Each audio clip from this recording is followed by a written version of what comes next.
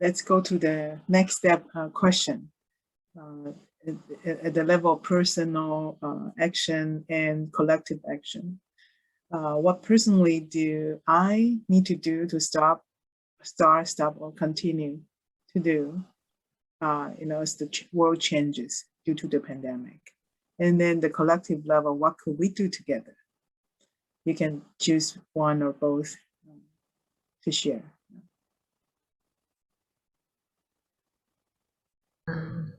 Let me do it first. What I can do is that I start to share some leverage facilitation, my facilitation skill to do some virtual MEC workshop to support people during this pandemic and support them to get connected with each other. And for what we can do together is that I can partner or team up with the experienced facilitator like Barbara and Laura and Lynn and Heaven. We can discuss and to find some way to support the community and support people. And also we can learn some new skill during this time. Yeah. Fantastic. Fantastic. Who else would like to share? What I will continue to do is actually I do I try to do journal writing for just to record my story being quarantined and my neighbor, and to record what's happening in my community. So I do journal writing and I share with my friends to let them know something that they cannot hear from the mainstream media, to know the story, another side of the story.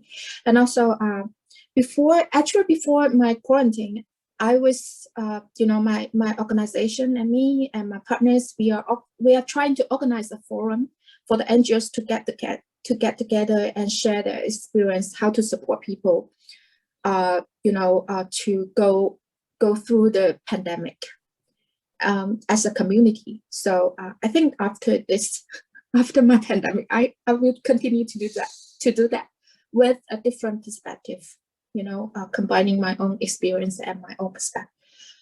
And also, one thing that I really got inspiration from this conversation is that probably during my quarantine, I can also organize such conversation within my community, like my facilitators community, or with my neighbors online. Like we don't really spend a lot of time, but sometimes just 5 or 6 people getting together and share stories and perspective.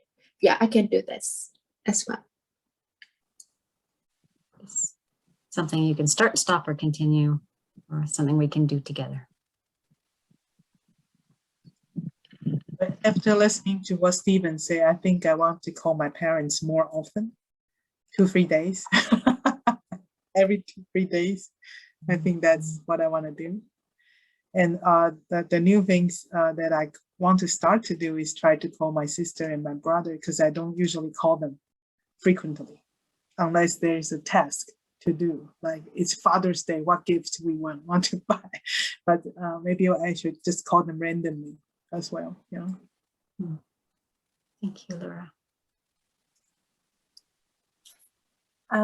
I think one of the things, it's like an interesting combination of start and stop. I think I want to stop filling my calendar and start being much more intentional. I think one of the things that I learned from this pandemic was just the preciousness of time and relationships, and wanting to really focus on quality over quantity. And I noticed myself starting to rush back and fill all my social calendar, and then now pulling myself back and really trying to be thoughtful about like having some time not spent with other people and just by myself is also really, really helpful and healthy. And then I think the other thing I want to continue doing is just continuing to use my skills to be in service to the collective, however I can do that, to sort of hold space for healing spaces and just for people to be able to share what's on their hearts and minds as we navigate this next chapter. Thank you, Mangane.